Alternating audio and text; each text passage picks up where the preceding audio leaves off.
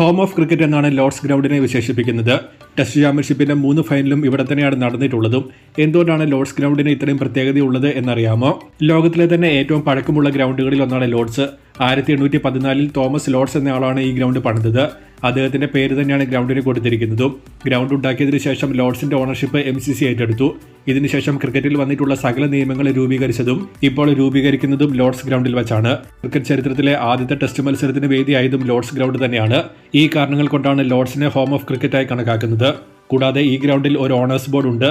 ലോർഡ്സിൽ ആരെങ്കിലും സെഞ്ചുറിയോ 5 വിക്കറ്റ് പ്രകടനമോ നടത്തിയാൽ അവരുടെ പേര് ഈ ഓണേഴ്സ് ബോർഡിലേക്ക് എഴുതി ചേർക്കും. ഒരു പ്ലെയറിനെ സംബന്ധിച്ച് ഇത് വളരെ പ്രസ്റ്റീജിയസ് ആയ ഒരു അച്ചീവ്മെന്റ് ആണ്.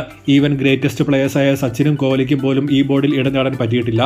2000-ന് ശേഷം അജിത് അഗാർക്കർ, രാഹുൽ ദ്രാവിഡ്, അജിങ്കർ രഹാനെ, KL രാഹുൽ തുടങ്ങിയ ഇന്ത്യൻ ബാറ്റേഴ്സ് മാത്രമാണ് ഇവിടെ സെഞ്ചുറി നേടിയിട്ടുള്ളത്. ഇതോടൊപ്പം ഇന്ത്യൻ ക്രിക്കറ്റിനെ സംബന്ധിച്ച് ചില മെമ്മറബിൾ ആയ മൊമെന്റ്സും ഈ ഗ്രൗണ്ടിൽ നടന്നിട്ടുണ്ട്. 1983 വേൾഡ് കപ്പിലെ ഇന്ത്യയുടെ വിജയം ലോർഡ്സിൽ നടന്നപ്പോൾ ഗാംഗുലിയുടെ ഐക്കോണിക് ആയ സെലിബ്രേഷനും ലോർഡ്സിന്റെ ബാൽക്കണിയിൽ വെച്ചാണ് നടന്നിട്ടുള്ളത്.